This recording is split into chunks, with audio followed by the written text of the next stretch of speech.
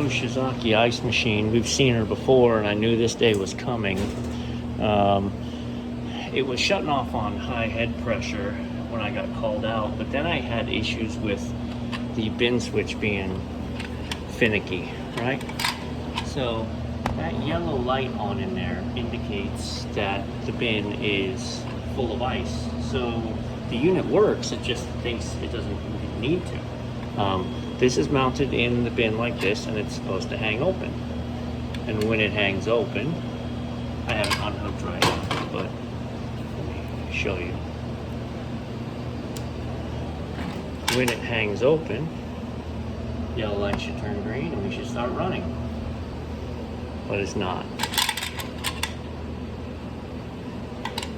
And a lot of you had said, let me show you what you can do here to prove it's a bad. There we go. Grab our magnet. Okay.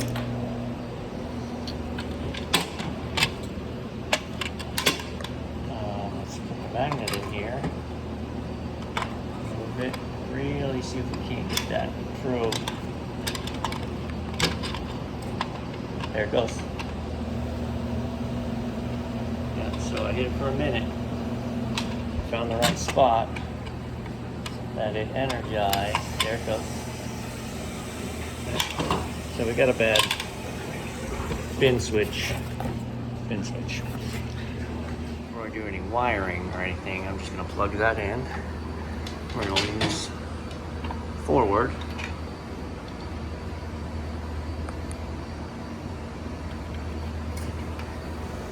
And we get a green light. All right, so she's hung and mounted, good to go. I'm here to work on a different ice machine too, so we'll just do a 2 for 1 and check back in on this. All right, it's an ice machine marathon. This one's throwing status number 2, long harvest. Bum, bum, bum. We're gonna fire it up. I'm gonna hook up so we can watch pressure, so we can see when this guy kicks. And I'm gonna check the thickness. So we descend from down there. I was here not long ago. And the coils were real impacted, so we cleaned them. I just wanted to make sure. Yeah, so we don't have much heat exchange at all up here. And I am sure this is the one for that unit, by the way. This is the one for down in the kitchen.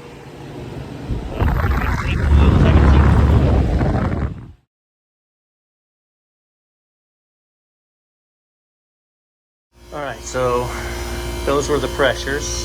We're definitely running low suction pressure. I was, like I said, I just wanted to go look on the roof in case we had a false head pressure and we were really short on gas.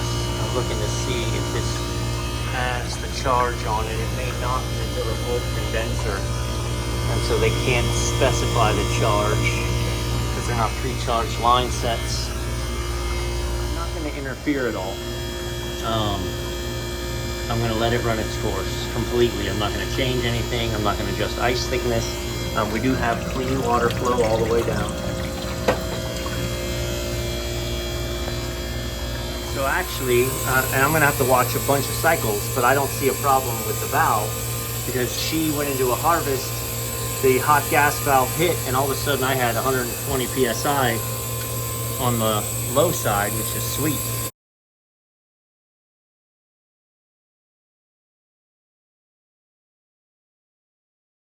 That's absolutely right, and she's continuing to build. So I don't think I have a harvest valve problem. My pusher, if you look, she is actively pushing. Whoop, whoop. The ice falls, we're good to go. So the question is, why, after 3 or 4 cycles, is it going to throw a low or a long harvest and not be able to harvest?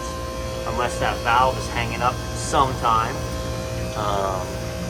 Or my suction pressure gets so low that we just make crappy ice. Let's take a look at the quality of the ice now. So to be honest, that's a pretty nice cube.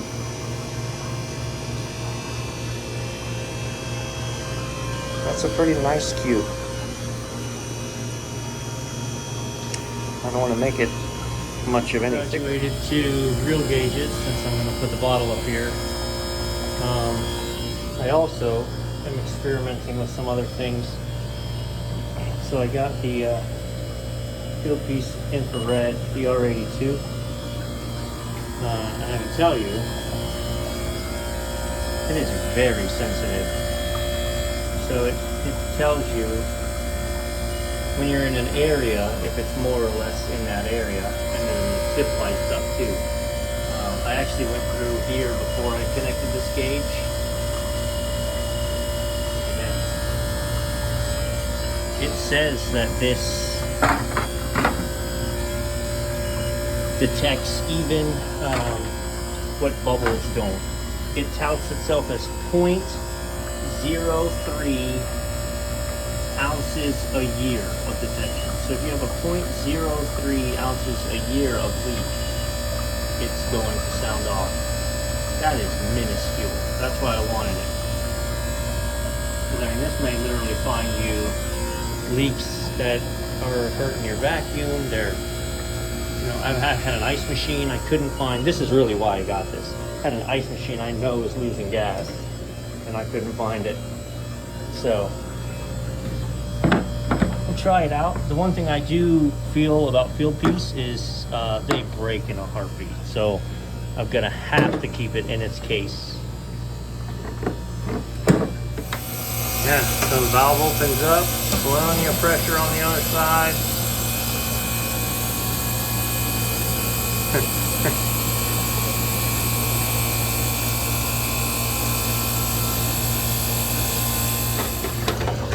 Before we actually go on through the charge, I haven't shown this, but it's important to show you. You want to make sure that you have clean water flow all the way across. And we do. If you have a section of this coil that wasn't getting any water, then you would have low suction pressure for not having any heat transfer. So this is why I love service manuals. Alright? Look what I found.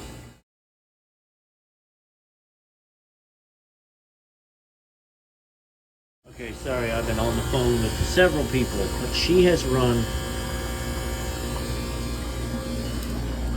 lots of cycles. I did thicken up the cubes a little bit, right? So you saw when I first got here what they looked like. So I didn't make much of a change, but I thickened it up a little bit, just a little bit. Right, so I thought it was gonna need gas based on why is it running such low pressures, but that's how it's designed. So I found the service manual for it, looked it up. They had all of the operating data. Sorry, I'm dropping on my hoses. Yeah. So this thing is running spot on. It tells you discharge. I'll post it right here. But it shows you harvest pressure, right, at 90-degree ambient, which is outside, because my condenser's there. It says we should have 90 psi, and we have 110, 116. And it said we should have 260 head pressure, and we have 260 head pressure. So my harvest pressures, my operating pressures are exactly like the chart. My harvest pressure is correct. My pusher is pushing. So then I went, uh-oh, is the evaporator plate separating? And I don't see it. I was on the phone, so I didn't shoot video. I took a bunch of pictures, and I'll show you. But what you do is, so the horizontals go on after the verticals. So you have all the vertical plates, and all the horizontals slide in. And if you go through and you try and move any of them, if they should be smooth, right? You should go blup, blup, blup, blup, blup, blup, blup, blup. They should be smooth, and it's fairly smooth, and none of them should move. And I didn't get any movement out of any of them. So we'll see. Also a thing that can happen. So I was just taking stuff out. I came back in. It was quiet. I'm like, oh my gosh, went through a bin's full air. The ice got hung up there.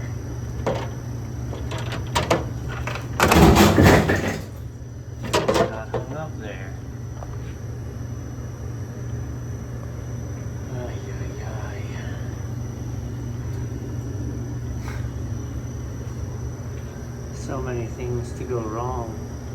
Now it just has to take a minute, and it's like a 45-second brain lapse, and then it'll go back into a freeze cycle.